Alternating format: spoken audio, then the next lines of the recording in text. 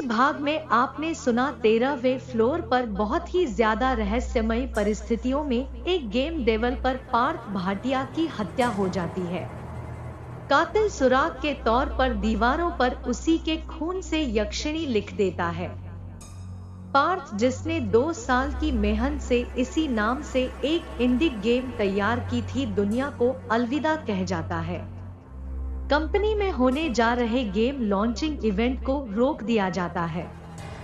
फिर दोबारा ऋतुराज और फाल्गुनी उस गेम की शूटिंग करते हैं। हॉन्टेड गेम यक्षिणी की प्रोमो शूट पर टीवी जगत की मशहूर सितारा फाल्गुनी की मौत हो जाती है। मौत की वजह अभी भी रहस्य थी, पर कुछ महीनों पहले हुई पार्थ की मौत में जिस प्रकार दीवारों पर रक्त से यक्षिणी शब्द लिखा मिला था, वैसा ही कुछ यहाँ भी हुआ था। अब आगे। ऋतुराज शूटिंग में हुए हादसे को संभाल नहीं पाया, पर उसने एक काम बहुत बुद्धिमानी का किया, जो था उसकी बॉडी का मेडिकल परीक्षण करवाना। मेडिकल परीक्षण करवाने से एक बात बिल्कुल साफ हो गई कि उस रात उसके साथ संभोग की घटना हुई थी। पर संभोग करने वाली फाल्गुनी थी या कोई और, ये बात स्पष्ट नहीं थी, क्योंकि फाल्गुनी तो उसी वक्त दुनिया को अलविदा कह गई, पर क्या फाल्गुनी के जिस्म में कोई और थी? ऋतुराज लगातार उस रात को याद करता रहा और धीरे धीरे एक विक्षिप्त में बदलता गया। कभी कभी वो अपने आप ही जोर जोर से चिल्लाने लगता कि छोड़ो मुझे, मुझे छोड़ दो। कुछ दिनों के बाद एकाएक ऋतुराज कहीं लापता हो गया। उसे बहुत ढूंढा गया, पर वो कहीं भी नहीं मिला। अफवाहें यहाँ तक उड़ी कि उसे भी उसने फाल्गुनी की तरह कहीं मार दिया है, लेकिन उसकी बॉडी के ना मिलने से ये बातें अफवाह तक ही सीमित रही। टूनामी, जो कल तक बहुत उत्साहित थी, अब चारों तरफ से घिर चुकी थी, क्योंकि एक तरफ तो पार्थ भाटिया, जिसकी रहस्यमयी मौत ऑफिस में हुई थी, और उसकी गर्लफ्रेंड इंदु कंपनी पर पार्थ के मुआवजे का 10 करोड़ रुपए देने का दबाव बना रही थी, जो कि एक बहुत बड़ी रकम थी।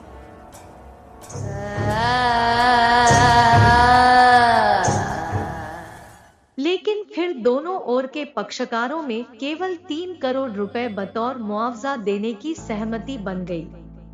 इंदु पार्थ के साथ पिछले 5 सालों से रिलेशनशिप में उसके घर पर ही रह रही थी, और दूसरी ओर फाल्गुनी की हत्या का केस कैसे दबाया जाए ताकि टूनामी अपनी होने वाली बदनामी से बच जाए, क्योंकि एक बार कालिख यदि लग जाएगी तो फिर टूनामी को भी डूबना पड़ सकता था। कंपनी ने पानी की तरह पैसा बहाया और कैसे भी करके खुद को फाल्गुनी की मौत से अलग करने की पूरी कोशिश की, पर उस रात की फुटेज अभी भी टूनामी के पास थी। इसलिए फाल्गुनी की मौत सबूतों के अभाव में एक हादसा मात्र बनकर रह गई और टूनामी केस में बच निकली।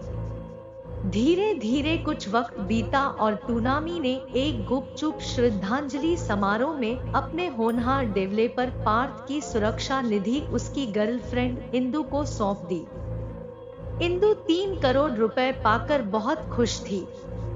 उसी दिन नई दिल्ली के एक 5 सितारा होटल में रात के लगभग 11 बजे के आसपास एक लग्जरी स्वीट में इंदु अपने नए बॉयफ्रेंड के साथ सेलिब्रेट कर रही थी। आज ना छोड़ेंगे तुझे ढम धमाधम, दिल में है तूफान बड़ा ढम धमा धमाधम। एक 25 साल का खूबसूरत लड़का बड़े रोमांटिक लहजे में गाना गा रहा था। वह लड़का अर्धनग्न था, जो फर्श पर एक हाथ में से शैंपेन की बोतल लिए था। बिना शर्ट के उसके सुडौल बदन को स्पष्ट देखा जा सकता था, जिसमें उभरा हुआ सीना बहुत आकर्षक था। सामने एक बहुत बड़े बेड पर एक लड़की चादर के भीतर लेटी हुई उसे निहार रही थी। लड़के ने बोतल में से थोड़ी सी पीकर उस लड़की की ओर बढ़ा दी, पर लड़की ने बोतल ना पकड़कर उस लड़के की कलाई को पकड़कर सीधा उसे बिस्तर पर खींच लिया। अब लड़का लड़की के ऊपर आ पहुंचा। तो मिस्टर धम धमाधम पहले पकड़ो, तो मुझे लड़की ने उसे टीस करते हुए मजाकिया लहजे में कहा। लड़का उसकी बातें सुनकर बड़े प्यार से अपनी ठोड़ी को उसके गालों पर सटाकर बोला, पहले तुम अपने बिंदु तो मुझे दो प्यारी इंदु, तभी तो कुछ कर पाऊंगा ना जाने मन।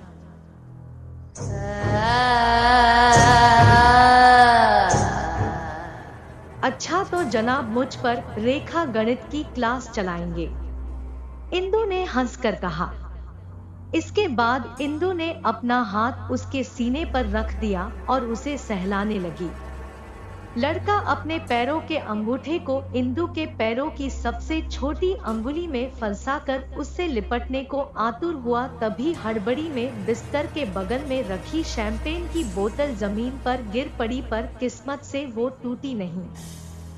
बोतल उठाओ जाने मन, लड़के ने इंदु से कहा। तुम ही उठा लाओ मेरी जान, मैंने कुछ भी नहीं पहना। इंदु ने अपनी नशीली आंखें उस लड़के की आंखों में डालकर कहा। उसके इतना कहते ही लड़के ने लाइट बुझा दी। दोनों एक दूसरे में खो गए। इश्क की रंगीन रात काफी लंबी चली। फिर एक दूसरे की आगोश में लेटे इंदु और उसका प्रेमी गहरी नींद में चले गए। रात के लगभग 3 बजे लड़के की नींद खुली। उसे जोरों की प्यास लगी थी। वो पानी पीकर टॉयलेट जाने के लिए हुआ। टॉयलेट का दरवाजा खुला हुआ था। वो उसमें दाखिल हुआ, पर अंदर घुसते ही उसकी नींद वहां का नजारा देखकर फुर हो गई। अंदर इंदु एक नवयौवना बनी खड़ी थी। लड़के ने उसे देखकर कहा, इतनी रात में तुम इतना सज धज कर इस बाथरूम में क्या सुहागरात मनाने आई हो मेरी जान? इंदु ने एकदम धीमी आवाज में कहा, हाँ सुहागरात, पर पहले तुम मेरी मांग तो भरो। इस बार लड़के को इंदु की आवाज कुछ अजीब सी लगी। उसने अपने हाथ कमर तक लाकर एकदम से कहा, अरे मेरे पैंट में तो जेब ही नहीं है। रुको, तुम्हारे सामान में जरूर सिंदूर होगा, मैं बस अभी आया। इतना कहकर वो जैसे ही पीछे मुड़ा, उसने देखा कि उसके पीछे इंदु खड़ी थी। वो अवाक रह गया, क्योंकि इंदु ने अपने जिस्म पर बस एक चादर लपेटे हुई थी। तुम इतनी देर से यहाँ किसके साथ बातें कर रहे थे? तुम्हारी आवाज से मेरी भी नींद खुल गई। तुमसे, और तुमने एक खूबसूरत लाल जोड़ा पहना था। मैं वो तुम्हारी, क्या मैं वो तुम्हारी कैसेट क्यों फंस गई है? इंदु ने उसे लताड़ते हुए कहा।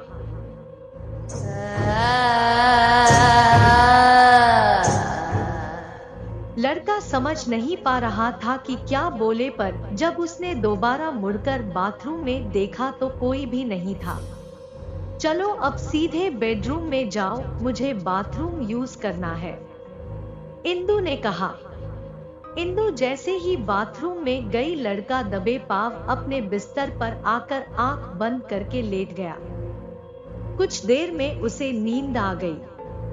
फिर कुछ देर बाद उसकी नींद खुली। नींद खुलने की वजह थी कोई उसकी जांघों को और सीने को अपने हाथों से सहला रहा था। उसने उठकर देखा तो फिर से इंदु एक अप्सरा बनी उसके सामने थी। बोलो, सिंदूर मिल गया? भरो मेरी मांग, आज सुहागरात है ना? एक अजीब सी शोक आवाज में इंदु बोली।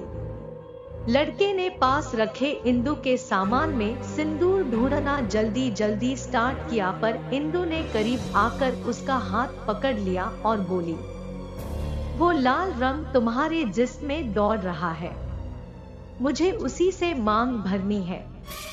लड़का उसकी बातों से दहशत में आ गया, पर इंदु ने उसके जिस्म पर चिपके कपड़े उतारने शुरू कर दिए।